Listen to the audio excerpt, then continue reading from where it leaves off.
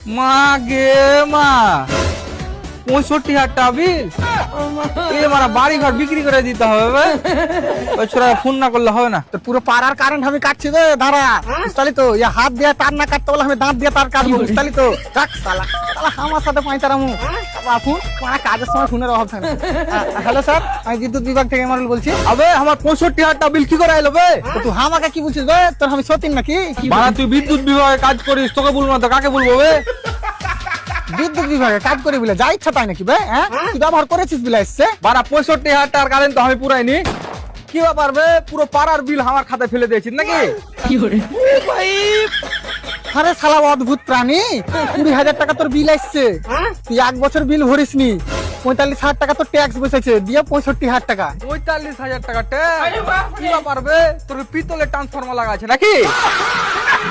এত টাকা ট্যাক্স লাগছে তোরা কি বাড়া বিসলারি পানি দিয়ে কারেন্ট মারাস নাকি?